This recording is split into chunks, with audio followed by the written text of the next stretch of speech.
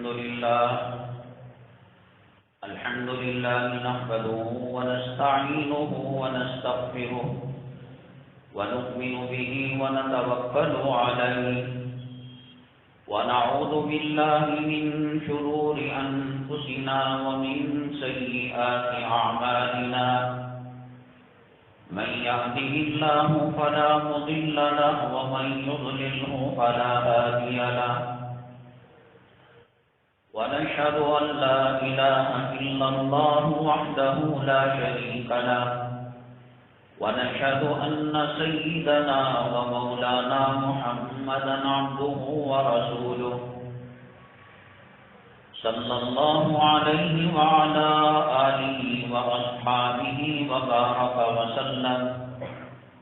وبارك وسلم تسليما كثيرا كثيرا.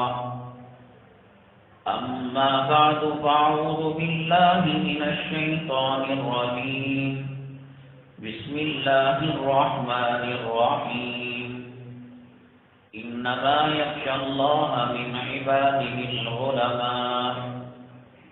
قال النبي صلى الله عليه وسلم من يرد الله به خيرا يفقهه في الدين أو كما قال النبي عليه الصلاة والسلام. رب اشرح لي صدري ويسر لي أمري واحلل عقدة من لساني يفقهوا قولي. اللهم صل على سيدنا مولانا محمد في أول كلامنا. اللهم صل على سيدنا مولانا محمد في أوسط كلامنا. اللهم صل على سيدنا مولانا محمد في آخر كلامنا. معزز سامعین کرام، آج 6 رجب المرجب 1442 ہجری 19 فروری 2021 ہے. آج کے جمعے کے اہم عنوانات یہ ہیں: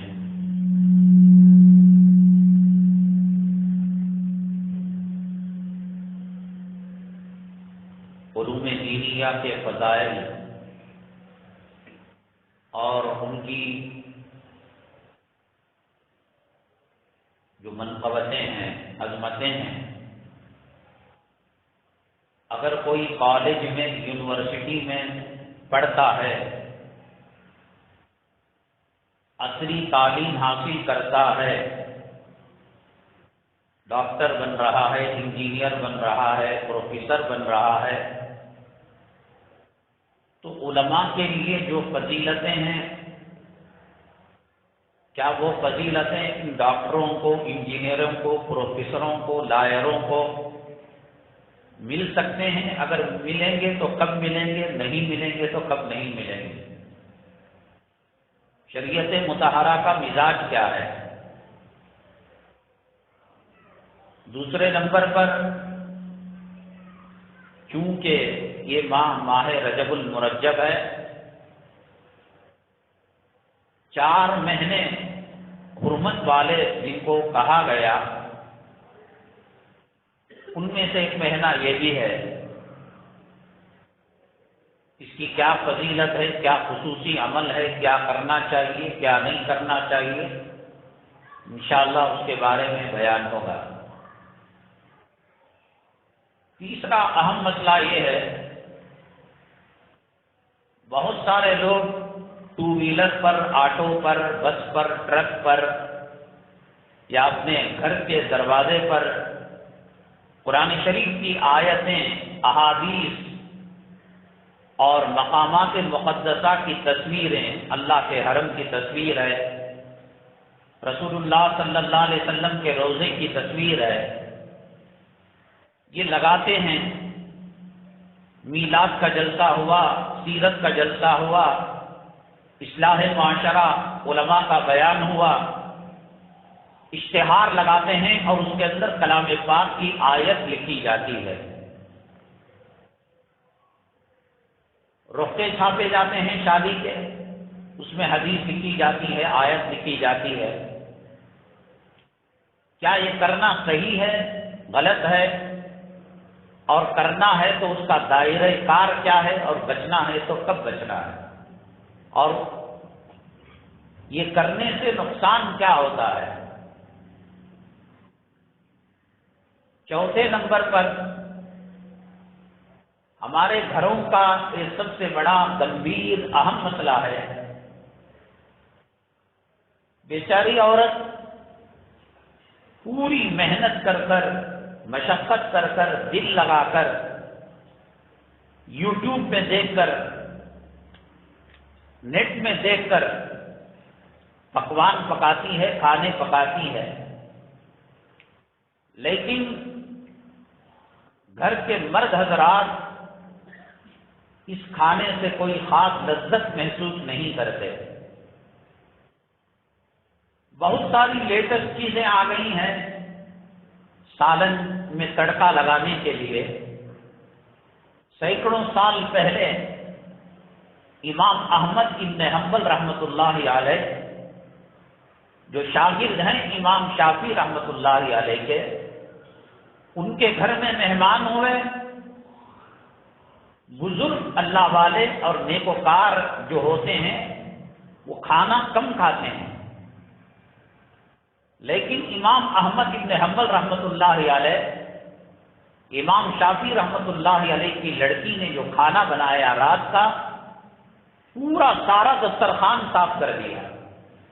اتنا لذیذ تھا، پکوان اتنا مزیدار تھا کہ ایک روٹی کا ٹکڑا اور ایک چاول کا دانہ چھوڑا نہیں آپ نے۔ امام شافعی رحمۃ اللہ علیہ کی صاحبزادی نے اعتراض بھی جتایا کہ آپ کہہ رہے تھے ابو یہ بڑا اللہ والا ہے، ولی ہے، متقی، پرہیزگار، اور ایک عام لوگوں کی طرح کھانا چٹ کر گیا۔ تو امام احمد بن حنبل رحمۃ اللہ علیہ سے جب یہ پوچھا، حضرت نے کیا جواب دیا؟ اس میں یہ بات تھی، ایسا مزے کا کھانا، لذت والا کھانا میں نے زندگی میں نہیں کھایا۔ ایک تو لذت بھی تھی اور دوسرا روحانی برکتیں بھی تھی۔ اس کھانا کھانے کے بعد سینکڑوں مسائل کا حل قرآن اور حدیث کی روشنی میں نکالا۔ کھانا حرام کا ہو، نماز میں دل نہیں لگتا، بیان میں دل نہیں لگتا، دین سمجھ میں نہیں آتا۔ حلال کا نورانیت والا کھانا ہو، ذکر میں مزہ آتا ہے، نماز میں مزہ آتا ہے، سجدوں میں لطف ملتا ہے۔ تو امام شافعی رحمۃ اللہ علیہ کی لڑکی نے وہ کیا کیا کہ اس کھانے میں لذت پیدا ہو گئی، روحانیت پیدا ہو گئی، اور امام احمد بن حنبل رحمۃ اللہ علیہ کئی سو مسائل قرآن و حدیث سے استنباط کیا، نکالا۔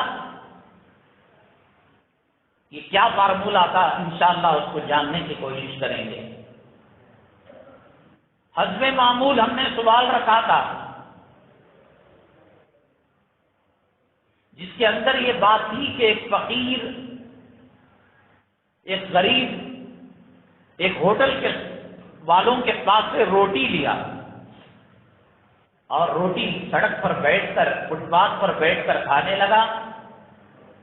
وہ گوشت کا سالن بنا رہا تھا تو کبھی چمچ چلانا پڑتا ہے، مسالہ ڈالنا پڑتا ہے، یوں سمجھیے کوکر کی سیٹی نکلی تو خوشبو آتی ہے۔ کھانا روٹی کھانے کے بعد جب پیسے ادا کرنے لگا ہوٹل کے مالک کو، تو ہوٹل کے مالک نے کہا روٹی کے تو دے دیے، گوشت کے نہیں دیے آپ نے کہا میں نے کھایا نہیں۔ کہا خوشبو تو آئی۔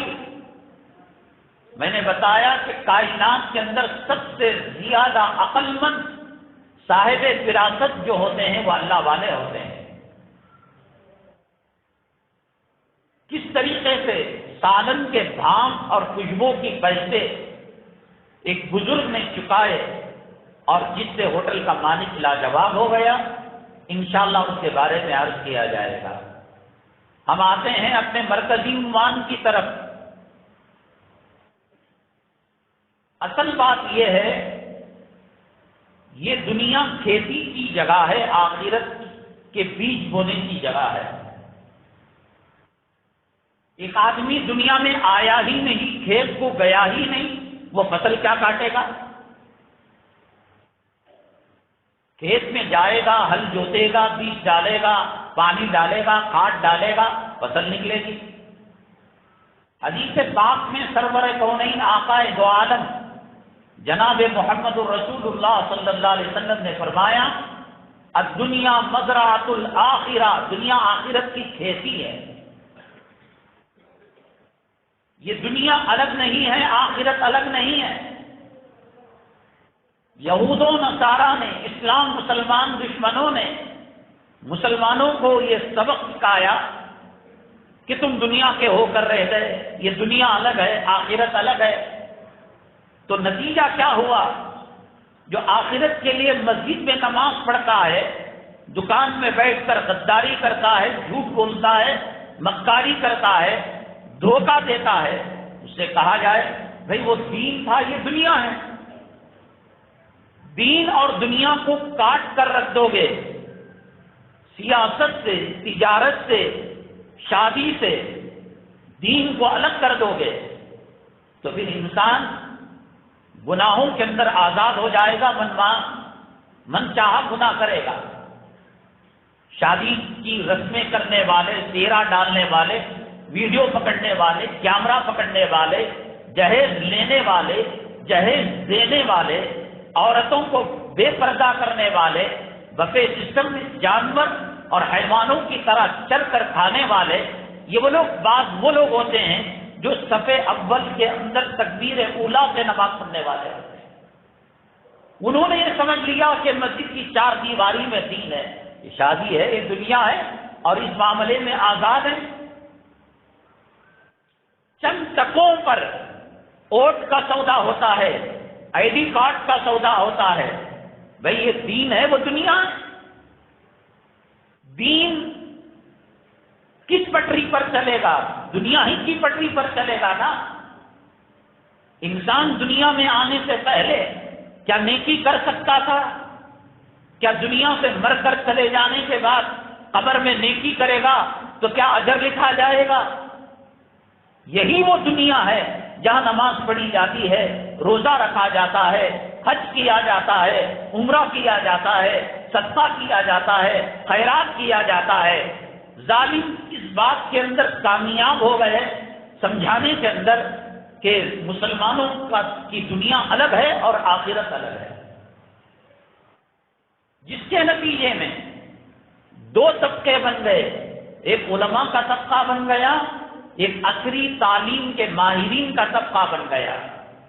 ڈاکٹر، انجینئر، پروفیسر، لائر، جج، یہ سب دنیا کی تعلیم حاصل کرتے ہیں، اور یہ کہہ دیا گیا کہ صاحب ان کے پڑھنے پر کوئی اجر نہیں ہے، کوئی ثواب نہیں ہے، مدرسے میں جا کر تہجد میں اٹھ کر قرآن یاد کرنے پر ثواب ہے۔ یہ کاٹا گیا، مسلمانوں کے ذہن کے اندر یہ بات ڈالی گئی تاکہ مسلمان گناہ کرنے کے اندر آزاد ہو جائے۔ شادی کو جب دین نہیں، کتنا بڑا فاسق و فاجر ہو، رمضان المبارک کے اندر اگر گرمی لگ رہی ہو، لو چل رہی ہو، تپش اور گرمی ستا رہی ہو، اور کوئی گھر کے اندر موجود نہ ہو، کیا کبھی وہ فریج کھول کر پانی پی سکتا ہے؟ شربت کیوں نہیں؟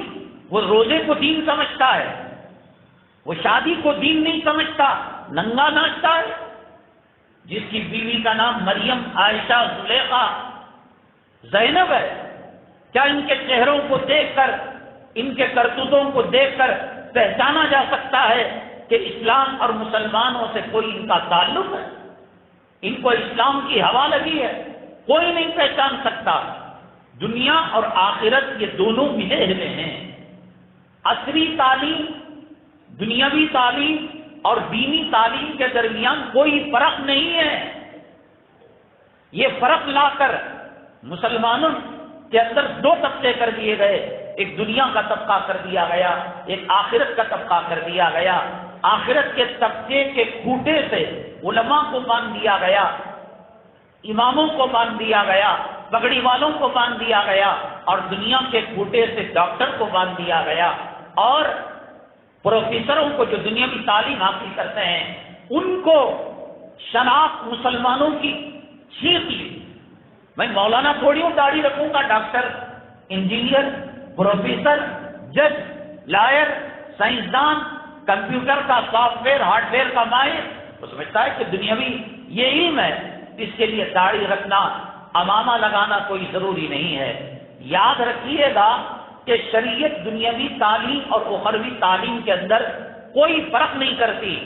شریعت یہ کہتی ہے کہ علم نافع اور علم غیر نافع، نفع دینے والا علم، ڈاکٹر کا علم نفع دیتا نہیں دیتا۔ ڈاکٹر نہ ہو، انسان مریض تڑپتا رہے گا، مچلتا رہے گا، جنازے نکل جائیں گے۔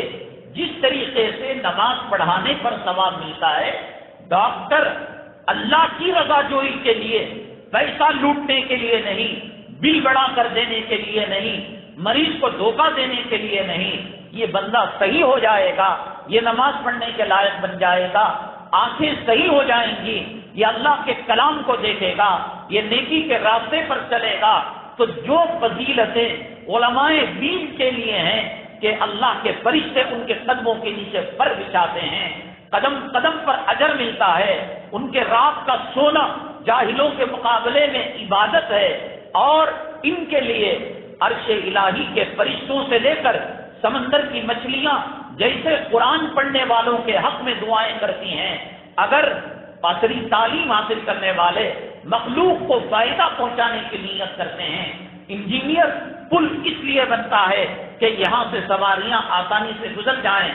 آدمی بیل خریدے گا، گائے خریدے گا، وہ دودھ بھی مل جائے گا، پاخانہ بھی مل جائے گا، نیت کا فرق ہے۔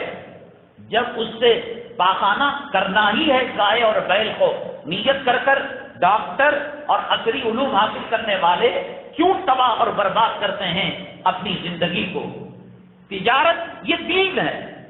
اللہ کے نبی صلی اللہ علیہ وسلم نے فرمایا التاجر الصدوق، اگر آخرت کی نیت ہو، مخلوق کو فائدہ پہنچانے کی نیت ہو، بیوی کے پیٹ میں حلال لقمے ڈالنے کی نیت ہو، اولاد کو حرام لقموں سے بچانے کی نیت ہو، اس لیے کاروبار کرتا ہے، تو اللہ کے نبی صلی اللہ علیہ وسلم نے علماء کو، مؤذنوں کو اور مفتیان کرام کو، حفاظ کو وہ بات نہیں کہی جو تاجروں کے حق میں اللہ کے نبی صلی اللہ علیہ وسلم نے فرمایا التاجر الصدوق، جو سچا تاجر ہوتا ہے، حلال کی کمائی کھاتا ہے، کھلاتا ہے، جھوٹ نہیں بولتا، مخلوق کو فائدہ پہنچاتا ہے کہ صاحب میں پانی پاک کر کر دوں گا، ان کی صحتیں بنیں گی، میں غذا دوں گا، ان کی صحتیں بنیں گی، نیک نیت کرتا ہے۔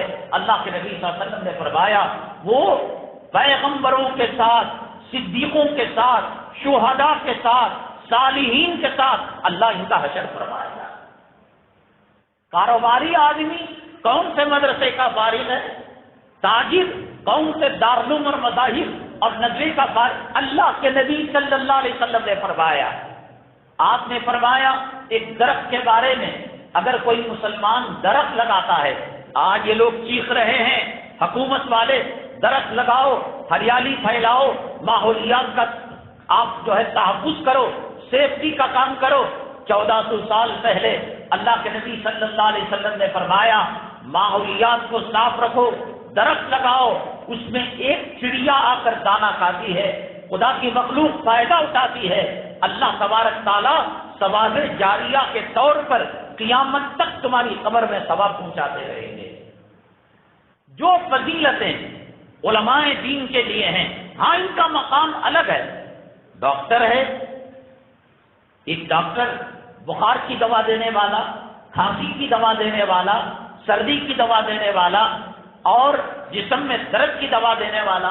ایک ڈاکٹر ہے دماغ کی سرجری کرتا ہے، ایک ڈاکٹر ہے ہارٹ کی سرجری کرتا ہے۔ ظاہر سی بات ہے ڈاکٹر دونوں ہیں، لیکن دونوں کے مرتبے کے اندر فرق ہے۔ جو ہارٹ کی سرجری کرنے والا ہے، دماغ کا علاج کرنے والا ہے، وہ بخار کی دوا دینے والے ڈاکٹر کے مقابلے میں اس کا مقام اونچا ہے۔ ڈاکٹری کی لائن سے اللہ کی مخلوق کی خدمت کرنا ان کے لیے بھی فضیلتیں ہیں، ان کے لیے بھی ثواب کا کام ہے۔ لوٹنا اگر وہ علم دین کے ذریعے سے ہو ڈاکٹر ہی نہیں لوٹتا، انجینئر ہی نہیں لوٹتا، میکینک نہیں لوٹتا، اے ٹیکنیشین نہیں لوٹتا، علماء میں علماء سو دین کا کاروبار کرنے لگیں گے۔ اکبر بادشاہ کو جو خراب کیا تھا اچھا تھا، علماء کی بات مانتا تھا، خدا ترس بادشاہ تھا، انصاف پسند بادشاہ تھا۔ ابو الفضل اور ابو الفیض جو دو علماء سو تھے، اس نے بادشاہ کا دماغ خراب کیا، دین الہی کو ایجاد کرنے کا طریقہ بتایا اور کلمے کے اندر تبدیلی کی، حلال جانوروں کو حرام کیا۔ یہ علماء سو ہیں۔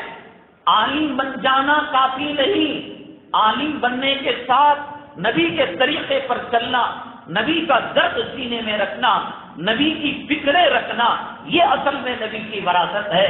اور اگر اس طریقے سے ایک ڈاکٹر قوم کی فکر کرتا ہے، وہ پیسہ کمانے کے لیے، لوٹنے کے لیے اگر کرتا ہے، تو اس میں اور علماء سو میں کیا فرق ہے؟ نبی کریم جناب محمد الرسول اللہ صلی اللہ علیہ وسلم نے فرمایا کہ بئس العالم علی بابل امیر، وہ کتنا برا عالم ہے جو امیر کے دروازے پر ہے۔ نعم الامیر علی بابل فقیر، آپ نے فرمایا وہ امیر کتنا اچھا ہے جو عالم کے در پر جا کر جھکا پڑتا ہے اور دینی مسائل حاصل کیا کرتا ہے، اس سے دعائیں لیا کرتا ہے۔ نفس علم نہ علماء کو فائدہ پہنچانے والا ہے، نہ اصلی تعلیم حاصل کرنے والوں کو فائدہ پہنچانے والا ہے۔ ان ظالموں نے ایک بات یاد رکھیے گا، توحید بہت ضروری ہے۔ توحید کے بغیر حج بیکار ہے، عمرہ بیکار ہے، نماز بیکار ہے، صدقہ بیکار ہے۔ کیوں؟ لا الہ الا اللہ، اللہ کی طاقت کے علاوہ، اللہ کی قوت کے علاوہ، اللہ کی قدرت مطلق کے علاوہ، اللہ کی مشیت کے علاوہ ایک پتا ہل نہیں سکتا۔ اس کو کہتے ہیں توحید۔ سب کچھ، زندگی دینے والا اللہ، موت دینے والا اللہ، صحت دینے والا اللہ، بیماری دینے والا اللہ۔ تو یہ توحید ہی تھی جس نے مسلمانوں کو سائنٹسٹ بنایا تھا۔ یہ توحید ہی تھی۔ مسلمانوں کو ہوائی جہاز کا ایجاد کرنے والا کون تھا؟ ایک مسلمان تھا۔ کمپیوٹر کا بنانے والا کون تھا؟ ایک مسلمان تھا۔ طب یونانی مشہور ہے، وہ میڈیکل لائن کو ترقی دینے والا کون تھا؟ مسلمان تھا۔ ستاروں کی پہچان، ہندو جب سورج کی پوجا کرتا ہے، چندرما کی پوجا کرتا ہے، دھرتی کی پوجا کرتا ہے، جانور کی پوجا کرتا ہے، تو انسان کی فطرت یہ ہے کہ وہ جس کا احترام کرتا ہے اور جس کی وہ پوجا کرتا ہے، پرستش کرتا ہے، دیپ میں جانے سے ڈرتا ہے۔ اللہ تعالیٰ کی ہم عبادت کرتے ہیں، خدا نہ کرے کوئی یہ کہے اللہ کیا کرتا ہے، کیا کھاتا ہے، کیا سوتا ہے، اللہ سے پہلے کیا تھا، اللہ کو کون پیدا کرنے والا، اللہ کے بعد کیا ہوگا؟ ہم کہیں گے نا نا نا نا، ایسا نہیں۔ لم یلد ولم یولد ولم یکن لہ کفوا احد، نہ وہ کسی سے جنا گیا ہے، نہ وہ کسی کو جنتا ہے، اور اس جیسی کوئی تمثیل کائنات کی نہیں۔ جس کی پوجا کی جاتی ہے، چندرما کی پوجا کی جاتی ہے، اور سوریا دیوتا کی پوجا کی جاتی ہے، دھرتی ماں کی پوجا کی جاتی ہے، جانوروں کی پوجا کی جاتی ہے، تو اب بھگوان کے بارے میں ریسرچ کرنا۔ ہم ماں کو کہتے ہیں ماں کے قدموں کے نیچے جنت ہے، ہم باپ کو کہتے ہیں باپ جنت کا دروازہ ہے۔ تو پیدا ہونے کے بعد آج تک کسی بچے کو دیکھا کہ وہ ڈی این اے کرا رہا ہو کہ صحیح یہ میری ماں ہے، میں اسی سے پیدا ہوا ہوں، یہ صحیح میرا باپ ہے، کیا میں اسی سے پیدا ہوا ہوں؟ عقیدتیں جس سے ملتی ہیں، عقیدتیں جس سے وابستہ ہوتی ہیں، گہرائی میں وہ انسان نہیں جاتا، ماں کے بارے میں انکوائری نہیں کرتا۔ حالانکہ یہ ہو سکتا ہے کہ ماں باپ کہیں درخت کے چھاؤں میں، فٹ پاتھ سے، ٹٹی سے، کچرے کی جگہ سے اس ناجائز بچے کو اٹھا لیا ہو، پالا ہو، لیکن ماں اپنی ممتا نچھاور کرتی ہے، باپ اپنی شفقت نچھاور کرتا ہے۔ نتیجہ یہ ہوتا ہے کہ وہ تحقیق نہیں کرتا۔ سائنس کے اندر مسلمان اس لیے آگے تھا کہ وہ سورج کو اللہ کی مخلوق کہتا ہے، چاند کو اللہ کی مخلوق کہتا ہے، سمندر کو اللہ کی مخلوق کہتا ہے، تو کوئی ڈر نہیں سورج کے بارے میں انکوائری کرنے کے بارے میں، سورج کے بارے میں تحقیق کرنے کے بارے میں، دنیا کے بارے میں تحقیق کرنے کے بارے میں۔ انسان مسلمان زمین کی پوجا نہیں کرتا، سورج کی پوجا نہیں کرتا، وہ گھس جاتا ہے، وہ داخل ہو جاتا ہے، وہ ٹکڑے کر دیتا ہے۔ لیکن کافر لوگ، مشرک لوگ ان کی پوجا کرتے ہیں، نہ نہ نہ نہ، ہم بندر کو ہاتھ نہیں لگا سکتے، ہم گائے کو ہاتھ نہیں لگا سکتے، ہم زمین کے بارے میں انکوائری نہیں کر سکتے۔ اللہ کی عزت و جلالت کی قسم، اس وقت سائنس کی جو ترقیات ہیں، میڈیکل لائن کی جو ترقیات ہیں، دنیاوی علوم کی جو ترقیات ہیں، یہ تمام کی تمام مسلمانوں کی دین ہے۔ یہ فرق ظالموں نے لا کر لکیر درمیان میں رکھ دی۔ یہ دنیا کا علم ہے، یہ آخرت کا علم ہے۔ دنیا کے علم والوں کے لیے کوئی خوبی نہیں، فضیلت نہیں۔ اللہ کے نبی صلی اللہ علیہ وسلم ایک کتیا جو مرنے کی حالت میں تھی، ایک بازاری عورت اپنے دوپٹے کو کنویں کے اندر ڈال کر موزے کے اندر پانی لے کر پیاسے کتیے کو پانی پلانے پر کہا کہ اس کو جنت میں بھیج دیا۔ نبی کریم صلی اللہ علیہ وسلم کے زمانے میں ایک خاتون تھی، سارے دن عید کے دن چھوڑ کر دن میں روزہ رکھا کرتی تھی، رات میں قیام کیا کرتی تھی۔ جب انتقال ہوا اللہ کے نبی صلی اللہ علیہ وسلم نے فرمایا ہیا فی النار، ہیا فی النار، ہیا فی النار، وہ عورت جہنمی ہے۔ صحابہ کرام رضوان اللہ علیہ مجمعین کو تعجب ہوا، کبھی اس نے دن کا روزہ نہیں چھوڑا، رات کا قیام نہیں چھوڑا۔ اللہ کے نبی صلی اللہ علیہ وسلم فرماتے ہیں کہ وہ عورت جہنم کے اندر جائے گی۔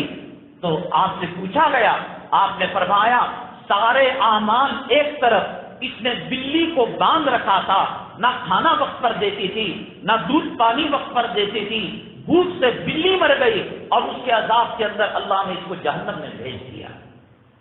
ایک کتیا کو بچا کر بازاری عورت جنت جا سکتی ہے، ڈاکٹر ڈاکٹری کے لائن سے، فلاسفر فلاسفے کے لائن سے، انجینئر انجینئرنگ کی لائن سے، خدا کی مخلوق کی خدمت کی نیت سے، اللہ کی رضامندی کی نیت سے اگر وہ کرے کیا اللہ تبارک تعالیٰ ان کو اجر نہیں دے گا؟ کتیا کے بچانے پر اللہ جنت کو بھیج رہا ہے گنہگار عورت کو، اور بلی کو مارنے پر اللہ ایک جنتی عورت کو جہنم کے اندر کر رہا ہے۔ اصل یہ ہے اللہ کے نبی صلی اللہ علیہ وسلم نے جو دعا مانگی اس دعا کے اندر یہ نہیں کہا نماز کا علم دے دے، روزے کا علم دے دے، وہ کرنے والا طبقہ ہے۔ جیسے کہ میں نے کہا ڈاکٹر کے اندر فرق ہے، اسکن کا ڈاکٹر ہے، ڈیلیوری کا ڈاکٹر ہے اور آنکھوں کا ڈاکٹر ہے۔ اس میں جو ہارٹ کا ڈاکٹر اور جو دماغ کا ڈاکٹر ہوتا ہے اس کا مقام اونچا ہوتا ہے۔ یہ 20 روپے لے کر سلپ لکھ کر دے دیتا ہے بخار کی دوا اور درد کی دوا، لیکن وہ لاکھوں روپے لیتا ہے سینہ پھاڑنے کے لیے۔ انہی علم کے مراتب میں جو علم نبی کریم صلی اللہ علیہ وسلم کی وراثت میں ملا، کہا یہ العلماء ورثۃ الانبیاء، ڈاکٹر نبی کا وارث نہیں ہے، انجینئر نبی کا وارث نہیں ہے۔ اس کا مطلب یہ نہیں ہے کہ اللہ ان کو اجر نہیں دیتا۔ جب ایک کتیا کو زندگی دینے پر اللہ جہنمی عورت کو جنت میں بھیج رہا ہے اور ایک بلی کو زندہ مارنے پر جنتی عورت کو جہنم میں بھیج رہا ہے، جو میکینک کی لائن سے، الیکٹریشین کی لائن سے، ٹنکرنگ کی لائن سے، تجارت کی لائن سے، سیاست کی لائن سے، حکومت کی لائن سے، جو سیاست جو حکومت پیسہ جمع کرنے کا اور پیسہ خزانہ جمع کرنے کی تجوری ہے، اسی لائن سے آدمی جنت کو پا سکتا ہے، اللہ کی رضامندی کو پا سکتا ہے۔ حضرت سیدنا عمر بن الخطاب رضی اللہ تعالیٰ عنہ نے ایک مرتبہ فرمایا اپنے غلام سے مچھلی کھانے کو جی چاہتا ہے۔ اب غلام نے سن لیا، کہا کہ آقا میرے مالک آپ اجازت دیجئے، مچھلی فلاں علاقے میں ملتی ہے، 30-32 کلومیٹر دور تھا وہ علاقہ، اور وہاں سے لا کر میں آپ کو مچھلی صاف کر کر تل کر پکا کر دوں گا۔ بس پھر خیال آیا رہنے دو، مچھلی کیا کھائیں گے جب مخلوق کے اندر بعض میری رعایا روٹی کو پانی میں بھگو کر کھا رہی ہے، دودھ میں ڈالنے کے لیے چینی نہیں ہے، ایسے میں امیر المومنین مچھلی تل کر کھائے. غلام کو بڑی حسرت تھی، میرے جو آقا ہیں، میرے جو مولا ہیں، رات بھر تڑپتے رہتے ہیں، دن بھر مخلوق کی خدمت کرتے رہتے ہیں، روٹی کو پیاز پانی میں ڈبا کر کھاتے ہیں. ایک مرتبہ زبان سے نکل گیا تو میں ان کی خدمت کر کر رہوں گا. 30 کلومیٹر 32 کلومیٹر جانا تھا اور وہاں سے لے کر آنا تھا، تو لے کر آ گئے. کہیں ایسا نہ ہو کہ میرے آقا میرے مالک کو پتا چل جائے کہ منع کرنے کے باوجود اونٹ کو، گھوڑے کو ہم نے تکلیف دی اور وہاں جا کر ہم جو ہے مچھلی لے کر آئے. سب کو نہلا دیا، دھلا دیا، کہا حضرت یہ آپ کے لیے ہدیہ ہے مچھلی. کئی دن سے آپ نے نفس کو مارا ہے، خواہشات کا جنازہ نکالا ہے، پیٹ کو مارا ہے، بڑی خوشی ہوگی جناب حضرت امیر المومنین آپ یہ مچھلی کھائیں گے. حضرت نماز پڑھ کر باہر آئے، سواری کو دیکھا، سواری دھلی ہوئی ہے، غسل کی ہوئی ہے، اس کے اوپر دھول لگے گی. بڑے فراست والے ہیں عمر بن خطاب رضی اللہ تعالیٰ، وہ پہچان لیں گے کہ اس گھوڑے کو میں نے تکلیف دی، مچھلی لے کر آیا، دھلا دیا، صاف کر دیا.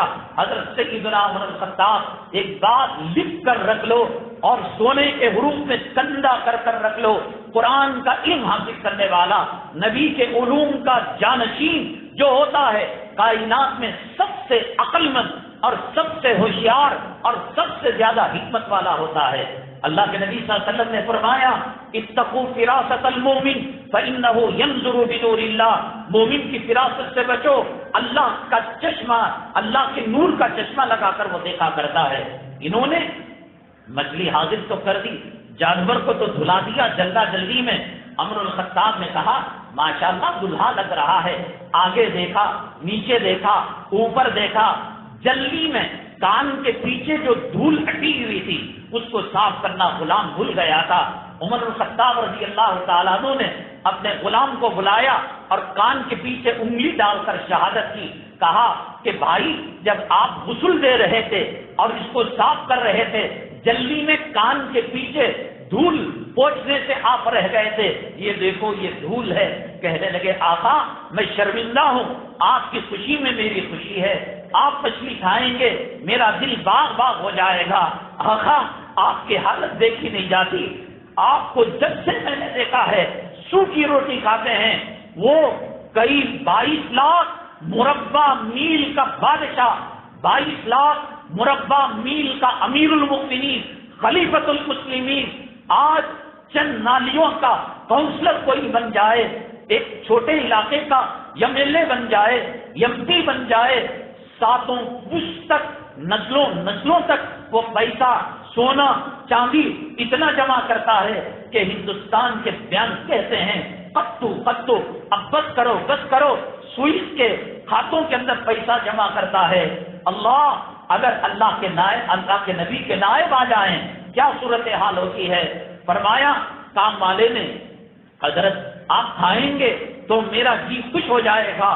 بہت دنوں سے دیکھ رہا ہوں کہ چپل پھٹ کر زمین کے کاٹے کنکریوں سے آپ کا پیر زخمی ہو گیا ہے اور آپ چپل نہیں لے رہے ہیں، جمعہ میں تاخیر سے آ رہے ہیں، کپڑا دھل کر سکنے کے لیے ایک ہی جوڑا آپ کے پاس ہے.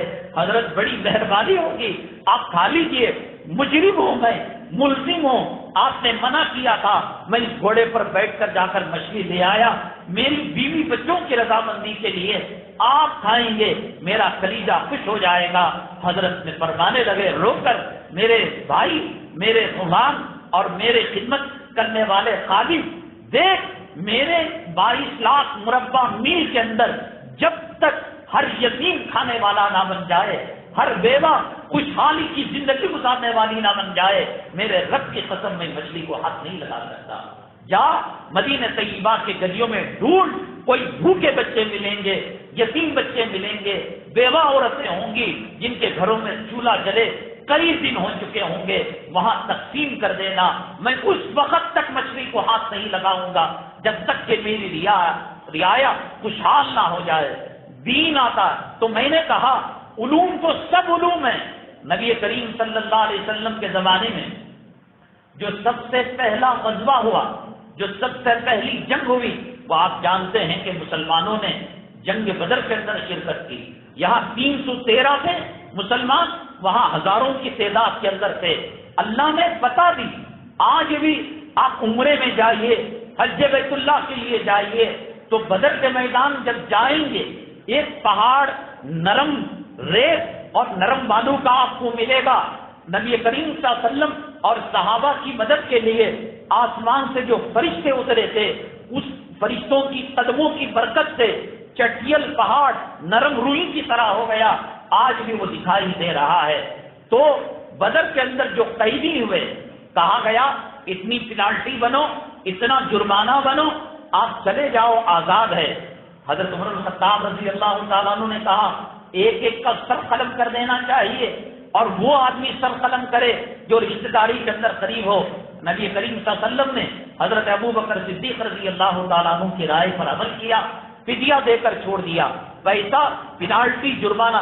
کچھ لوگ ایسے بچ گئے کافر قیدی، ان کو دینے کے لیے کچھ نہیں تھا، بالکل غریب گھرانے کے تھے. نبی کریم صلی اللہ علیہ وسلم نے کہا تم کیا جانتے ہو؟ کہا میں حساب کا علم جانتا ہوں. تم کیا جانتے ہو؟ میں سائنس کا علم جانتا ہوں. تم کیا جانتے ہو؟ میں سماجی کا علم جانتا ہوں، جغرافیہ کا علم جانتا ہوں. نبی کریم صلی اللہ علیہ وسلم نے کہا مال تو دے نہیں سکتے، دولت تو دے نہیں سکتے، فدیہ تو دے نہیں سکتے، تو ایک کام کرو 20-20 10-10 مسلمانوں کے گروپ کو تم اپنا علم دے دو، اس کے بدلے میں تم آزاد ہو. نبی کریم صلی اللہ علیہ وسلم کے زمانے میں یہ کافر جو بدر کے اندر قید ہو کر آئے، یہ کون سے قرآن کا علم رکھتے تھے، یہ کون سے مدرسے کے فارغ تھے، یہ کون سی بخاری کو جانتے تھے، یہ کون سا صفہ چموترے کے علم کو جانتے تھے، وہ دنیاوی علوم تھے. اللہ کے نبی صلی اللہ علیہ وسلم نے کہا یہ سکھا دو اور سیکھ جائیں گے تمہارے گروپ کے بچے اور تمہارے درسگاہ کے اسٹوڈنٹ، تو تم آزاد ہو. ان کی قدردانی کی نبی کریم صلی اللہ علیہ وسلم نے. حضرت مولانا قاسم نانوتوی رحمۃ اللہ علیہ جب حجاز سے در بدر کیا گیا تو بڑی سردی تھی اور جسم کے اندر راشا پیدا ہو گیا تھا، کپ کپاہٹ پیدا ہو گئی تھی. پانی کی جہاز میں سفر کر رہے تھے مولانا قاسم نانوتوی رحمۃ اللہ علیہ. ساری رات جو پانی کے جہاز ہے اس کی چھت پر جا کر اللہ اللہ کیا کرتے، قیام اللیل پڑھا کرتے، تہجد پڑھا کرتے. تو جہاز کا جو کیپٹن ہے وہ حضرت کے اس عمل کو دیکھتا، سمجھتا کوئی اللہ والا ہے، کوئی بزرگ ہے، اس سے دعائیں لینی چاہیے. اتفاقاً اسی جہاز کے اندر ایک عیسائی تھا اور ایک کرسچن تھا. اس کو اسلام کے بارے میں کچھ ڈاؤٹس تھے. اس نے کیپٹن اور ملا سے پوچھا کہ یہاں کوئی عالم دین ہے. وہ دیکھ چکا تھا مولانا قاسم نانوتوی رحمۃ اللہ علیہ چھت پر رات بھر عبادت کیا کرتے ہیں، تو دیکھنے میں بظاہر عالم نہیں لگتے، دیہاتی لگتے تھے. حضرت نے کہا اس کرسچن کو، پادری کو، یہ ملا صاحب لگتے ہیں، آپ ان کے کوشچن ان کے سامنے رکھو. وہ انگریزی جانتا تھا، حضرت انگریزی نہیں جانتے تھے. حضرت اردو جانتے تھے، وہ اردو نہیں جانا کرتا تھا. وہ جو ملا تھا، کیپٹن تھا، اور بحری جہاز کے چلانے والے کو ناخدا کہتے ہیں. ناخدا جو تھا اس کو دونوں علوم آتے تھے، اردو بھی انگلش بھی. حضرت توحید کے بارے میں، رسالت کے بارے میں، قبر کے بارے میں، آخرت کے بارے میں بتاتے. کیپٹن ترجمہ کر کر اس جو ہے کرسچن کو بتایا کرتا تھا کہ حضرت نے یوں کہا یوں کہا.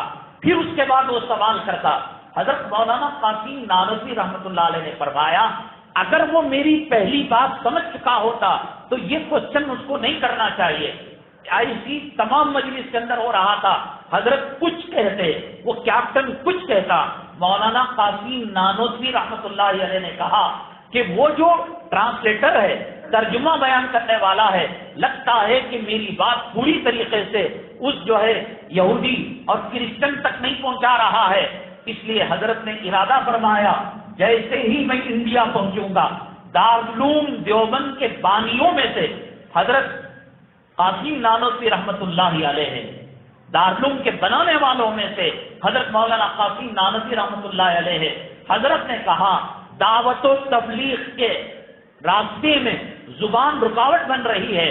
اگر آج میں انگریزی جانتا، خدا کی قسم اسی مجلس میں اس کو مجبور کرتا کہ وہ کلمہ طیبہ پڑھ کر مسلمان ہو جاتا. لیکن ملا نا خدا کو پہنچا رہا ہوں میری بات، وہ ٹرانسلیٹ کے اندر گڑبڑ کر رہا ہے، اس لیے سوال پر سوال بن رہے ہیں۔ حضرت نے ارادہ فرمایا دارالعلوم دیوبند جا کر مجلس شورا کے اندر بات رکھوں گا کہ دارالعلوم کے طلباء کو انگریزی بھی سکھانا چاہیے۔ کیوں ارادہ کیا؟ دعوت و تبلیغ کرنے کے لیے۔ اگر وہ ثواب کا کام نہ ہوتا، اس پر اجر نہ ملتا، اور دینی تعلیم کے مقابلے میں آنے والا وہ پہلوان ہوتا، اس سے پناہ مانگی جاتی، حضرت کیوں یہ ارادہ فرماتے؟ نبی کریم جناب محمد الرسول اللہ صلی اللہ علیہ وسلم نے جو دعا فرمائی، یہ نہیں دعا کی آخرت کا علم دے دے، یہ نہیں دعا کی قبر کا علم دے، اللہم انی اسألک علما نافعا، اے اللہ میں علم نافع چاہتا ہوں۔ وہ ڈاکٹری کا کون سی حدیث کی کتاب ہے جس کتاب کے اندر کتاب الطب والرقاء میڈیکل کا باب اور جھاڑ پھونک کا باب حدیث کی کتاب کے اندر نہ آیا ہو؟ کتنی قرآن کی آیتیں ہیں کہ جو علاج معالجے سے متعلق ہیں، جو پیغمبروں کے پاس وحی آیا کرتی تھی، اللہ تبارک تعالیٰ نے اس وحی کو شہد کی مکھی کی طرف منسوخ کیا۔ کیوں؟ شہد کی مکھی اس کے شہد کو جمع کرتی ہے اور فائدہ پہنچتا ہے مخلوق کو، وہ علم نافع ہے۔ وَأَوْحَىٰ رَبُّكَ إِلَى النَّحْلِ، تیرے پروردگار نے وحی کی۔ وحی سب سے بلند چیز ہوتی ہے جو اللہ مخلوق سے کنیکٹ کرتا ہے، نیٹ ورک ملاتا ہے، بات کرتا ہے۔ پیغمبروں کے پاس جو اللہ کی بات ہوتی ہے اس کو وحی کہتے ہیں۔ علماء نے لکھا ہے شہد کی مکھی علاقے کے اندر جو بیماری، جو وبا چل رہی ہے، طاعون کی وبا چل رہی ہے، پلیگ کی وبا چل رہی ہے، کرونا کی وبا چل رہی ہے، اللہ کی وحی اللہ کے اشارے سے انہی پھولوں پر بیٹھتی ہے اور شہد اسی کا بناتی ہے جو شہد کرونا کے اندر کام آتا ہے، پلیگ کے اندر کام آتا ہے، طاعون کے اندر کام آتا ہے۔ اسی لیے اللہ کے نبی صلی اللہ علیہ وسلم کے پاس ایک صحابی آئے، فرمایا کہ پیٹ کے اندر گڑبڑ ہے۔ آپ نے فرمایا شہد کا استعمال کرو، اس لیے کہ شہد میں شفا ہے۔ پیا اور دست ہونے لگے، لوز موشن ہونے لگے، پھر آئے، اے اللہ کے نبی صلی اللہ علیہ وسلم لوز موشن زیادہ ہو گئے شہد کا استعمال کر کر۔ آپ نے کہا تیرا پیٹ جھوٹا ہے، خدا کا حکم سچا ہے، شہد میں شفا ہے، جاؤ پیو۔ پھر تیسری مرتبہ ہے اور زیادہ ہو گیا، کہا کہ جاؤ پیو۔ اب جب پیا تو سب گندا مواد، جراثیم اور اس کے اندر جو زہریلا مواد تھا پاخانے کے راستے سے نکل کر وہ چنگے ہو گئے۔ اللہ تبارک تعالیٰ چونٹی کو علم دیا ہے۔ دنیا کے اندر سب سے پہلے جو دھان کی فصل بنی، چاول کی فصل بنی، امریکہ کا باپ، رشیا کا باپ اور برطانیہ کا کوئی سائنسدان یہ دھان اگانے والا نہیں تھا۔ اللہ تبارک تعالیٰ نے 4 کروڑ چونٹیاں ملے تو صرف 10 گرام ان کا وزن ہوتا ہے۔ اتنی عقل دی ہے، اتنی چالاکی دی ہے، اتنی حکمت عملی دی ہے۔ اس کو معلوم ہے کہ اپنے دلوں کے اندر گرمی میں کیا رکھنا ہے، سردی میں کیا رکھنا ہے۔ سردی میں سیم ہوتا ہے تو چاول گیہوں کے دانوں میں موڑ نکل آ جاتا ہے، تو سارے اناج کو دھوپ میں سکھا کر دن میں رات کو اس کو لے کر جاتے ہیں۔ ایک مرتبہ ایک اللہ والے ایک علاقے میں گئے، جب پہلے چاول آیا تھا، پہلے جب دھان آئی تھی، کون اگانے والا تھا؟ اللہ نے یہ علم نافع چونٹیوں کو دیا ہے۔ دنیا کے اندر جتنی مخلوق ہے انسان کے علاوہ وہ عالم بن کر پیدا ہوتی ہے۔ کبوتر پیدا ہوا تو اس کو ٹریننگ نہیں دیتے کہ کہاں پر مارنا ہے، کون تیرا دوست ہے، کون تیرا دشمن ہے۔ بلی کو پیدا کرتے ہیں، وہ اپنی نفع اور نقصان کو پہچانتی ہے، دشمن اور دوست کو پہچانتی ہے۔ الذی آتا کل شیء خلقہ ثم ہدی، کون ہے جو مچھلیوں کو پانی میں تیرنا سکھاتا ہے، شکار سے بچنا سکھاتا ہے؟ کون ہے جو بلی کے دل میں یہ بات ڈالتا ہے کہ چوہا تیری غذا ہے اور کتا تیرا دشمن ہے؟ ہر دنیا میں اللہ کی مخلوق علم لے کر آتی ہے۔ تو سب سے پہلے جو دھان آئی، چونٹیوں نے ایسے چاول چنے ایسے دھان کے ٹکڑے چنے جس کو زمین میں ڈالنے سے فصل ہوتی ہے، پھر فصل سے توڑ کر انہوں نے بلوں کے اندر رکھنے کو انہوں نے اس کو ترجیح دی۔ اللہ تبارک تعالیٰ سے نبی کریم صلی اللہ علیہ وسلم نے فرمایا ربی زدنی علما، یہ نہیں اے اللہ علم کو زیادہ کر، یہ نہیں کہا کہ صرف آخرت سے متعلق، نماز سے متعلق۔ ایک صحابی حضرت زید ہیں غالباً، عبرانی زبان سیکھنے کے لیے نبی کریم صلی اللہ علیہ وسلم نے حکم دیا ہے۔ ڈاکٹر کا بننا برا نہیں، انجینئر کا بننا برا نہیں، کسان کا بننا برا نہیں، یہ تو دنیا کی تمام مخلوق کیا کرتی ہے۔ کون ہے کبوتر کو اڑنا سکھاتا ہے، کون ہے کوے کو کئی کرنا سکھاتا ہے۔ انسان کی حالت یہ ہے کہ انسان کے بچے کو کسی بند کمرے میں رکھ دیا جائے اور صرف کھانے کے نوالے اور پینا کا پانی دودھ وغیرہ دے کر کسی سے ملنا نہ دیا جائے، وہ گونگا پیدا ہو جائے گا، اسے کوئی زبان نہیں آئے گی اور آگے چل کر بہرا بھی ہو جائے گا۔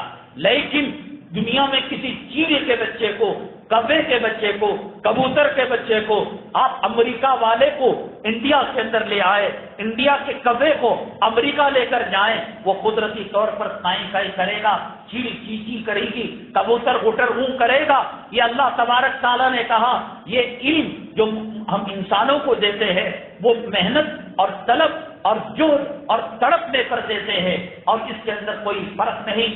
فرق ہے تو دو چیزوں کا فرق ہے، ایک علم نفع دینے والا، ایک علم نقصان دینے والا۔ جو نفع دینے والا علم ہے وہ علم پر وہی ثواب ملتا ہے جو ثواب طلباء مدرسوں کو ملتا ہے، بخاری پڑھنے والوں کو ملتا ہے۔ اور اگر بخاری پڑھنے والا اس لیے بخاری پڑھے، عالم بنے کہ میں مناظرہ کروں گا، میں مجادلہ کروں گا، میں شان پتی جتاؤں گا، میں عالم، میرے علاوہ کوئی عالم نہیں، تو قیامت میں جو 3 طبقوں کو جہنم کی آگ میں کھینچ کر ڈالا جائے گا اس میں ایک ریاکار عالم بھی ہوگا۔ نفس علم یہ ہر نفع دینے والا، فائدہ پہنچانے والا ہے، اجر ملنے والا ہے، اور وہ علم جو نقصان دینے والا ہے، مسلمانوں کے کھانوں کو ڈپلیکیٹ بنانا، مسلمانوں کے گاڑیوں کے، انسان کی گاڑیوں کے پارٹ ڈپلیکیٹ بنانا، یہ نقصان دینے والا علم ہے۔ دودھ کو آئل سے بنانا، شیمپو سے بنانا، کیمیکل سے بنانا جس سے انسان کے بچوں کو تکلیف ہو، یہ تکلیف دینے والا علم ہے، جس کو اللہ کے نبی صلی اللہ علیہ وسلم نے فرمایا اللہم انی اعوذ بک من علم لا ینفع، اے اللہ میں ایسے علم سے پناہ مانگتا ہوں جو علم نفع دینے والا نہ ہو۔ قرآن کا علم حاصل کیا لیکن نفع مخلوق کو نہیں پہنچاتا ہے تو وہ بھی علم غیر نافع ہو جاتا ہے۔ اور وہ علم نافع جو ڈاکٹر کا، لائر ہوتا ہے، مسلمان بچوں کو قید کیا جاتا ہے، اس لائر کہتا ہے یہ غریب ماں باپ کا بچہ ہے، یہ معصوم قیدی ہے، میں اس کے لیے رہا کرانے کی کوشش کروں گا، وکالت کی فیس نہیں لیتا۔ اللہ کے نبی صلی اللہ علیہ وسلم فرماتے ہیں وہ قیدی کو نہیں چھڑاتا، میں امام الانبیاء، خاتم الانبیاء، سید الانبیاء، سید المرسلین، امام الاولین والآخرین، شافی محشر، ساقی کوثر، وہ مجھے قید سے آزاد کراتا ہے۔ کتنا اس کے اندر اس کو اجر مل رہا ہے، ثواب مل رہا ہے۔ راہ چلتے اگر کانٹا پڑا ہوا ہے، پتھر پڑا ہوا ہے، گاڑی پنچر ہو سکتی ہے، انسان کو تکلیف ہو سکتی ہے، ایک آدمی اس کو ہٹاتا ہے تو اسے ایک اجر لکھا جاتا ہے اور ایک گناہ معاف کیا جاتا ہے۔ یہ تقسیم دنیاوی کی، اخروی کی، ایسی تقسیم شریعت کے اندر نہیں ہے۔ یہ تمام جو جدید علوم تھے ان کا نام نمبر پلیٹ بدل کر یہودیوں نے لے لیا، نصارہ نے لے لیا، مسلمانوں کو مسجد کی 4 دیواری کے اندر، مدرسے کی 4 دیواری کے اندر باندھ کر رکھ دیا۔ میرے بھائی کہنے کے لیے بہت کچھ ہے اور میں وقت کے اندر انتظار کر کر کر یہاں پر آتا ہوں، اور کئی مرتبہ میں نے بتایا ہے جمعہ کا وقت شروع ہونے کے بعد آدمی دنیا کا کوئی کام کرنا حرام کا کام ہے۔ ٹیلر درزی کا کام کر رہا ہے، برتن بیچنے والا برتن بیچ رہا ہے، اور کپڑے بیچنے والا اس کا جمعہ کے وقت کا پیسہ سور بیچ کر کھانا، رشوت لینا، چوری کرنا، ڈاکہ ڈالنا، اس میں کوئی فرق نہیں ہے۔ جمعہ سید الایام ہے، ہم یہاں بہت پہلے آ جاتے ہیں اور دیکھتے ہیں کہ اتنا لائق مجمع آیا ہے کہ بات شروع کی جائے۔ یہ جو آخر میں مجمع آنے والا ہے یہ کون ہے؟ یہ اپارٹمنٹ کے مالک ہیں، یہ ایم پی ہیں، یہ کاؤنسلر ہیں، یہ لکھ پتی کروڑ پتی ہیں۔ کیوں ایسی حالت کے اندر گناہ کے اندر مبتلا ہو رہے ہو؟ قیامت جب برپا ہوگی، آخر میں آنے والے کان کھول کر سنیں، قیامت جب برپا ہوگی، اللہ جب ترازو کو قائم کرے گا، اللہ تعالیٰ کہیں گے ساری مخلوق کپ کپی کے اندر ہوگی، سورج ایک نیزے کے برابر ہوگا، سب پسینوں میں ڈوبے ہوئے ہوں گے، انبیاء پریشان ہوں گے، اور اللہ کہیں گے جلدی شروع کرو، جلدی شروع کرو، اپنا حساب پیش کرو۔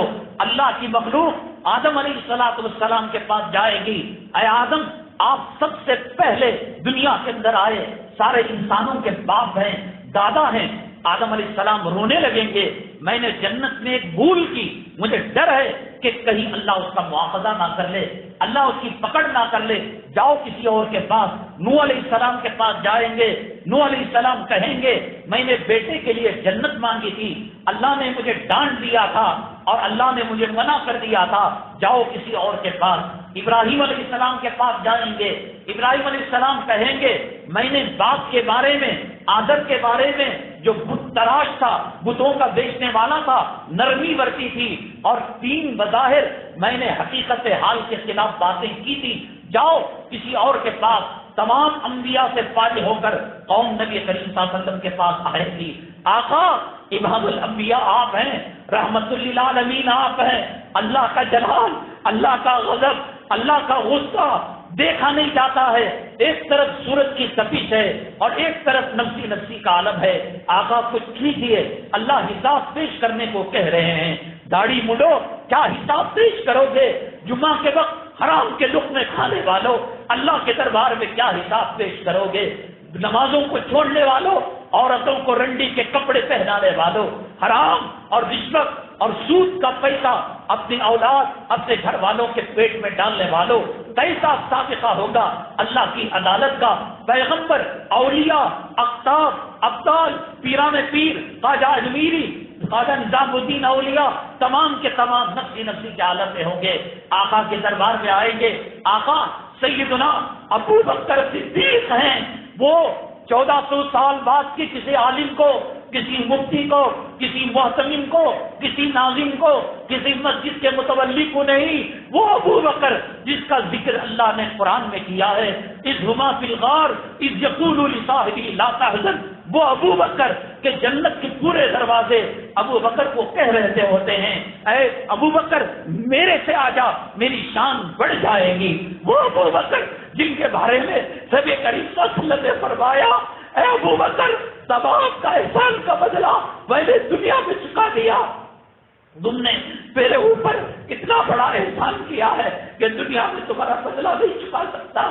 ہجرت کے موقع پر گھر کے اندر بیٹی کو تنہا چھوڑ کر آنے والے اور غار ثور کے اندر ساتھ دینے والا ابو بکر کو کہتے ہیں اللہ کے نبی صلی اللہ علیہ وسلم، ابو بکر فرماتے ہیں اے اللہ کے نبی کسی اور کو پیش کیجیے، میری عمر کا بہت بڑا حصہ کفر میں گزر چکا ہے، شرک میں گزر چکا ہے، میں اللہ کو منہ نہیں دکھا سکتا۔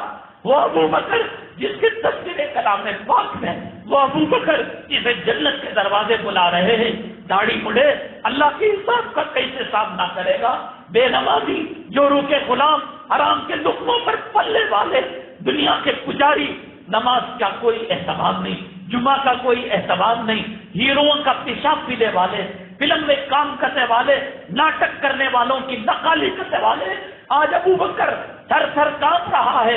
اللہ کے نبی بوڑھاپے میں میں ایمان لے کر آیا، اسلام لے کر آیا، آج میرے اوپر رحم کیجیے، میں اللہ کے حساب کا سامنا نہیں کر سکتا۔ بات بڑی مشکل سے نبی کریم صلی اللہ علیہ وسلم کے حکم پر اللہ کے دربار میں اعمال نامے کو پیش کیا، اللہ کا جلال کچھ کم ہوا، پھر اس کے بعد عمر بن الخطاب کو کہا، وہ چھپنے لگے، رونے لگے۔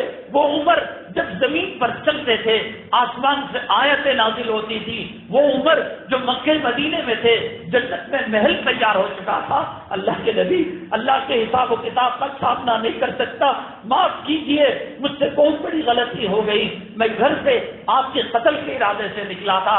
اب حضرت عمر پیش ہوتے ہیں، اللہ کا جلال اور کچھ کم ہوتا ہے، اس کے بعد حضرت علی کرم اللہ وجہہ کو پیش کیا جاتا ہے۔ وہ علی ساری زندگی کبھی زکات دینے کی نوبت نہیں آئی، فقیرانہ زندگی گزاری۔ حضرت علی نبی کریم صلی اللہ علیہ وسلم کے داماد، حضرت فاطمہ کے شوہر، حضرت حسنین کے ابا، وہ آج رو رہے ہیں، نہیں علی پیش کرنا پڑے گا، پیش ہوا، اللہ نے رحم کا معاملہ کیا، کچھ حد تک اللہ کا جلال، اللہ کا غصہ ٹھنڈے میں آیا۔ حضرت عثمان بن عفان نبی کریم صلی اللہ علیہ وسلم کے دوہرے داماد، وہ عثمان غنی تبوک کے موقع پر اتنا دیا، اللہ کے نبی صلی اللہ علیہ وسلم آنکھوں میں آنسو لا کر فرمایا، عثمان آج تم نے اسلام اور مسلمانوں کی وہ مدد کی ہے کہ اس کے بعد گناہ بھی تمہیں نقصان نہیں پہنچا سکتا، اللہ تم سے اتنا راضی ہے، اتنا خوش ہے کہ کبھی اللہ منہ نہیں موڑے گا، نہیں اے اللہ میں حساب نہیں پیش کر سکتا۔ عثمان روئے، علی روئے، عمر روئے، ابو بکر روئے، اور تیری ہمت کہ 1.25 لاکھ پیغمبروں کی داڑھی کی سنت پیشاب کی نالی میں ڈال کر تو یہ سمجھتا ہے کہ قبر کے اندر اجدے نہیں آ سکتے، قبر کے اندر سانپ نہیں آ سکتا، آخرت کے عذاب سے تو بچ جائے گا۔ تب ان 4 خلفاء نے اللہ کے دربار میں حساب پیش کیا، اللہ کا غصہ ٹھنڈا ہوا، اللہ کا جلال جمال میں بدلا، محبت میں بدلا۔ جب RTO آفیسر، تھانے دار جب موڈ میں ہوتا ہے، لوگ اپنے مسئلے حل کرنے لگتے ہیں، تب امت محمدیہ کہنے لگی ہم پیش کریں گے۔ اللہ رحمت والے اتنے موڈ میں آئے کہ ہر گنہگار امتی کے پاس چادر تنی ہوئی تھی رحمت کی۔ ایک امتی کو اللہ کہنے لگے تمہارے تو گناہ بہت ہیں، تم نے زنا کیا ہے، تم نے شراب پی ہے، تم نے نماز کو چھوڑا ہے۔ وہ کہنے لگے اللہ معافی، اللہ معافی، اللہ معافی۔ اس کے بعد جب تمام گناہ اللہ گنا کر خاموش ہو گئے تو اب یہ سمجھ لیا کہ مجھے جہنم میں جانا واجب ہو گیا۔ اللہ فرمائیں گے جا میری رحمت سے میں نے معاف کر دیا، تو میرا فضل مانگا کرتا تھا، تو صلاۃ توبہ پڑھا کرتا تھا، معافی مانگا کرتا تھا، میں نے معاف کر دیا۔ وہ بندہ اتنا اچھلے گا اللہ آپ نے تو کچھ گناہ کے نام لیے، یہ بھی گناہ میں نے کیا ہے، یہ بھی گناہ میں نے کیا ہے۔ اللہ کہیں گے چل اس پر احد کے پہاڑ کے برابر ثواب، اس پر ہمالیہ کے برابر کے ثواب۔ اللہ ان 4 خلفاء کی پیشی کے بعد رحمت والا معاملہ کرتے ہیں۔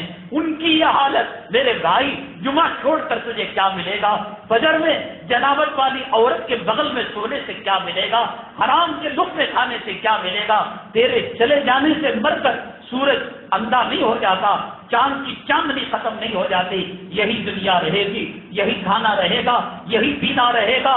ابھی تیرے کفن کی گھاٹیاں نہیں بنیں گی، تیرے بچے، تیری اولاد دینی تعلیم نہ ہونے کی وجہ سے وہ تیری وراثت میں جھگڑا کرتے رہیں گے، تجھے کلمہ نہیں پڑھائیں گے، تجھے کفن سنت کے مطابق نہیں دیں گے۔ نجات ملے گی حیال الفلاح کے اندر ملے گی، کامیابی ملے گی خدا کے دربار میں سجدہ کرنے سے ملے گی۔ بہت سارے سرکاری آفیسر ڈیوٹی کرنے والے ہوتے ہیں، انہوں نے کہا وقت لمبا ہو جاتا ہے، آپ جلدی آئیں گے، جلدی بیان شروع ہوگا، جلدی بیان ختم ہوگا۔ کیا ملتا ہے اس وقت جمعہ کے وقت آپ کو حرام کاری کر کر، ناجائز پیسہ کما کر۔ دوسرا ماہ رجب کا فضائل و مسائل کی بات ہے، ماہ رجب کے اندر کوئی مخصوص عمل نہیں ہے کہ یہ کام کرو وہ کام کرو، اور 27 کی رات کے اندر جگو، روزہ رکھو، نہ روزہ ہے نہ جگنا ہے۔ نبی کریم صلی اللہ علیہ وسلم کی طرف سے اور صحابہ کرام کی طرف سے کوئی خاص عمل مسنون نہیں ہے۔ حضرت عمر بن خطاب کے زمانے میں اگر کوئی رجب کا روزہ رکھتا، آپ کھلا کر پلا کر اس کے روزے کو توڑتے۔ اللہ اور اللہ کے نبی نے جو روزے کو نہیں رکھا، آپ کو رکھنے کی کیا ضرورت ہے؟ اس لیے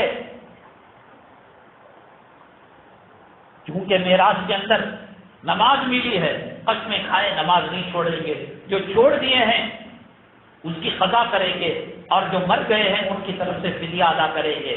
قرآنی آیات اور مقدس کلمات رقعے کے اندر لکھے جاتے ہیں، النکاح من سنتی، نبی کی حدیث لکھی جاتی ہے، شادی ہو گئی ٹٹی کے اندر وہ حدیث چلی گئی، کار کے گلاس پر ھذا من فضل ربی ماشاء اللہ لا حول ولا قوت الا باللہ، اس پر چڑیا ہنس رہی ہے، کبے ہنس رہے ہیں، دھول لٹ رہی ہے. یاد رکھو ایک آدمی گنہگار ہے، اللہ تعالیٰ اس کی توبہ قبول کر سکتا ہے. ایک آدمی بے ادب ہے، ایک آدمی گستاخ ہے، اللہ اس کو معاف کرنے والے نہیں ہیں. اللہ کی ذات، اللہ کے نام، دین کے شاعر یہ قابل اکرام اور قابل عزت ہیں. اور وَمَن يُعَظِّمْ شَعَائِرَ اللَّهِ فَإِنَّهَا مِن تَقْوَى الْقُلُوبِ، قرآن نے کہا جو شاعر اسلام کی عظمت کرے گا یہ ایمان اور اسلام کے اندر داخل ہے. کعبے کو نہیں جانا کوئی بات نہیں، فرض ہونے کے بعد گناہ ہوگا. کعبے کی توہین کرنا، اسلام کی آیتوں کی توہین کرنا، قرآن کو اخباروں کے اندر ڈالنا اور پڑے والے بنانے والوں کو دینا، وہ پھٹانے کا بٹانے کا پڑا بنائے، دال کا پڑا بنائے، اس میں قرآن کی آیت ہو، گھر کی عورت نے دال نکال لیا اور پڑے کو کچرے کے اندر ڈال دیا، یہ آیت قرآنیہ کی توہین ہے. رکوع کے اندر، کار کے گلاسوں کے اندر کہیں بھی اللہ کے نام ایسی جگہ پر گندا کیے جائیں کہ اس پر دھول نہ ہٹے اور اس کی جو ہے بے ادبی نہ ہو. ادب سے اللہ درجات بلند فرماتے ہیں، بے ادب سے اللہ تبارک تعالیٰ اس کے اعمال ضائع فرماتے ہیں. ان تحبط اعمالکم وانتم لا تشعرون، نبی کے دربار میں گستاخی کرو گے تمہاری ساری عبادتیں اکارت چل جائیں گی. بشر حافی رحمت اللہ علیہ بزرگ تھے، ایک اللہ والے تھے، بعد میں بنے اللہ والے. اللہ والے کیسے بنے؟ ولایت کا تاج سر پر کیسے سجایا گیا؟ ایک نمبر کے شرابی کبابی آدمی تھے. اپنے مکان سے نکلے، شراب خانہ جا رہے تھے، راستے میں ایک پرچہ ملا، پرچے کو کھول کر دیکھا، اللہ کا نام تھا. آنکھوں کو لگایا، زبان سے بوسہ دیا، کہا سر پر یہ رکھنے کی جگہ ہے؟ نہیں، میرے محبوب کا نام، میرے اللہ کا نام ہے. سینہ نہیں، یہ رکھنے کی جگہ نہیں، یہ تو میرے اللہ کا نام، میرے محبوب کا نام ہے. تو پھر اس کو کلام پاک کے جو کور ہوتا ہے اس کے اندر نہیں، یہ بھی نہیں. اس کے بعد اس کو پانی میں ڈال کر گھول کر کہا میرے سینے اور میرے دل سے لگنے کی جگہ ہے. دوسرے دن شراب پینے کے لیے دارو خانہ جانے لگے تو ایک بزرگ کو اللہ نے الہام کیا، جاؤ بشر حافی سے کہو میرا سلام ہے تجھے. کہاں جاتا ہے؟ تیرے سر پر ولایت کا تاج پہنایا گیا ہے. تو وہ جا کر بزرگ نے کہا تو کیوں؟ اس لیے کہ انہوں نے اللہ کے نام کی تعظیم کی. اور جب وہ اپنے گھر سے مسجد جاتے تھے، جب اللہ والے بن گئے، ایک اللہ کے نام کی تعظیم کے صدقے میں اللہ نے ان کو ولی بنا دیا. مسجد سے گھر، گھر سے مسجد کا جو راستہ تھا، جانور پاخانہ نہیں کرتے تھے، پیشاب نہیں کرتے تھے، اس لیے وہ یہ کہتے تھے اللہ نے زمین کو بچھونا بنایا ہے. سورہ نبا میں اللہ نے فرمایا تو میں اللہ کے بچھونے پر ننگے پر کیسے چل سکتا ہوں، تو آپ جوتوں کے ساتھ کیسے چل سکتا ہو؟ ننگے پیر چلنے لگے. جانوروں نے کہا اللہ کے نام اللہ کی زمین کی قدر و قیمت منزلت کی قدر کرنے والا ہے، تو لہذا ہمیں جس راستے میں پیشاب پاخانہ آئے گا ہم دوسری جگہ کریں گے، یہاں کرنے سے بشر حافی کو تکلیف ہو سکتی ہے. اس لیے کاروں پر لکھانا اور ایسی جگہوں پر ٹو ویلر پر اللہ مدد، یا اللہ، یا ماشاء اللہ، لا حول ولا قوت الا باللہ، چڑیا ہنس رہی ہے، کوا اس کے اوپر، کبوتر اس کے اوپر لیڈ ڈال رہا ہے، ایسا کرنا توہین ہے. روکے آئے گھر کے اندر یا قرآن کے بوسیدہ اوراق ہوں ان کو جلا کر ایک ڈبیا میں ڈال کر پاکیزہ سفید کپڑے میں ڈال کر ایسی جگہ پر جہاں لوگوں کا چلت پھرت نہ ہو، لوگ قدم سے نہ رونتے ہو، آؤٹ آف سٹی ہو یا کہیں جھاڑوں کے نیچے جیسے قبر کو دفن کیا جاتا ہے، خوشبو لگا کر اللہ کا نام جلا دینے کے بعد بھی وہ اللہ کا نام رہتا ہے، اس کو پاکیزہ جگہ پر اس کو دفن کرنا چاہیے. بچے نورانی پیدا الف با کی کتاب، دعائیں کی کتاب پڑھ رہے ہیں اور آپ نکل گئے ہیں، احترام کے ساتھ پاکیزہ جگہ جہاں لوگوں کی، جانوروں کی چلت پھرت نہ ہو، ایسی جگہ دفن کرنا چاہیے. جو اللہ کے ناموں کا احترام کرتے ہیں بشر حافی کی طرح اللہ تعالیٰ ان کو گناہوں کے دلدل سے نکال کر شرابی کبابی کو اللہ ولایت دے سکتا ہے. آج قبلے کی طرف پیر کرنا اور قبلے کی طرف تھوکنا یہ سب ناجائز ہے. اسلام ادب چاہتا ہے، اسلام تعظیم چاہتا ہے، اس کی آپ کوشش کریں. میں نے بتایا کھانے کے اندر دنیا بھر کے مسالے ڈالنے کے باوجود کھانا بے لذت کیوں ہو رہا ہے؟ اور امام شافعی کی رحمت اللہ علیہ کی بیٹی نے وہ کیا مسالہ ڈالا کہ کھانا مزیدار ہو گیا؟ کچھ نہیں ڈالا، وہی سیدھا سادہ کھانا تھا۔ سر پر پلو ڈال کر کلام پاک پڑھتے ہوئے، درود پڑھتے ہوئے وہ کھانا بنایا انہوں نے، سالن انہوں نے بنایا۔ امام احمد بن حنبل رحمۃ اللہ علیہ سے پوچھا گیا، بزرگوں کی شان یہ ہے کہ وہ کھانا کم کھایا کرتے ہیں، آپ نے دسترخوان صاف کر دیا۔ امام احمد بن حنبل رحمۃ اللہ علیہ نے فرمایا، خدا کی قسم میری زندگی کے اندر اتنا لذت والا کھانا نہیں کھایا۔ امام شافعی کی لڑکی سے پوچھا گیا کون سا مسالہ ڈالا؟ حضرت نے کہا، لڑکی نے بتایا، وضو کر کر سر پر پلو، آج ٹک ٹاک دیکھ کر، موبائل کے اسٹینڈ کے اندر گندی فلمیں دیکھ کر، بے حیائی کے مناظر دیکھ کر، گانے سن کر، آپ میرے رب کی قسم من و سلوا جنت سے منگا کر بھی اسے بگاڑ دیں گے۔ ایسی منحوس عورت کے ہاتھوں کھانوں کی لذت چلی جائے گی۔ کھانے میں لذت لانا ہے، باوضو ذکر کرتے ہوئے، درود پڑھتے ہوئے عورت کھانا بنائے، دنیا کے اندر من و سلوا جنتی نعمتوں کا مزہ آئے گا۔ میں نے پچھلے جمعہ سوال رکھا تھا، ہوٹل کے میں ایک قریب گیا، روٹی کھایا تو ہوٹل کے مالک نے کہا کہ آپ کو گوشت کی جو خوشبو آئی اور گوشت کی جو بھانپ آئی اس کا بل دو، آپ نے روٹی کا دیا، یہ دنیا میں کہیں نہیں طلب کیا جاتا۔ انہوں نے کہا ایک کام کیجئے، مجھے گھنٹہ آدھ گھنٹے کا وقت دیجئے، کسی عالم سے میں مسئلہ معلوم کر آؤں گا۔ بہلول دانا رحمت اللہ علیہ ایک مجذوب قسم کے اللہ والے، ہارون رشید رحمت اللہ علیہ کے زمانے کے ولی تھے، دیوانے کی طرح رہتے تھے۔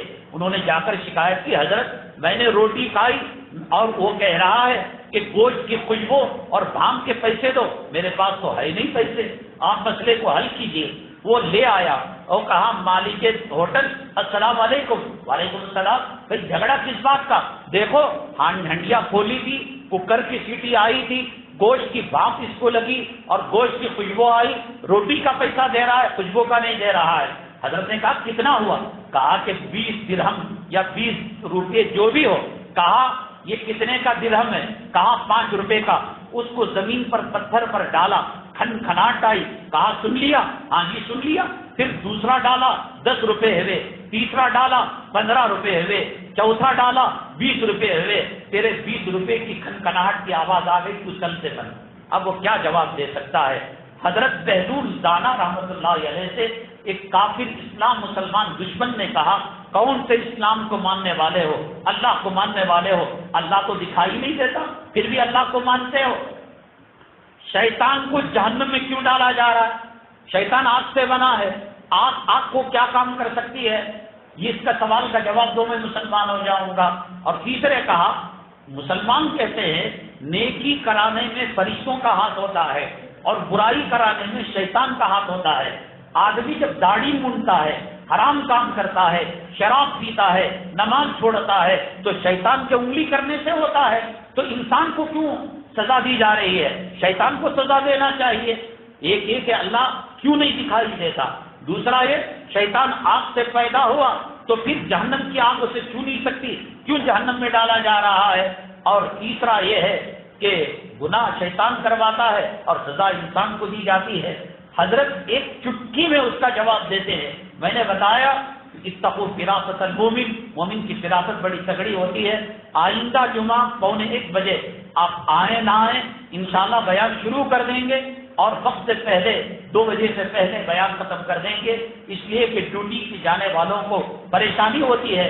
میں کہتا ہوں زندگی کے کچھ دن باقی رہ گئے ہیں، آخرت کی باتیں سن لو، قبر کی باتیں سن لو، ورنہ یہ دنیا، یہ جورو، یہ بچے تمہیں تباہ برباد کر کے رکھ دیں گے۔ جس طریقے سے لوہے کو زنگ لگتا ہے ایسے ہی دل کو بھی زنگ لگتا ہے۔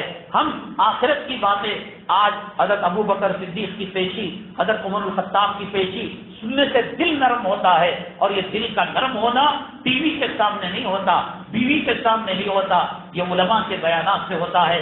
اللہ تبارک تعالی ہمارے دلوں کے فیصل کو کر کر اللہ ہمارے دلوں کو پاک و صاف کرے۔ مسجد کا تعمیر و ترقی اور کوٹ کا معاملہ ہے، زیادہ سے زیادہ چندہ پر رحمت فرماتے ہوئے جائے۔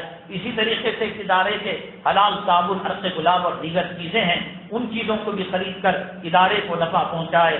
انشاءاللہ اگلی جمعہ اس سوال کے جواب کے ساتھ جو بہل الدانہ کو کہا انسان شیطان آگ سے پیدا ہوا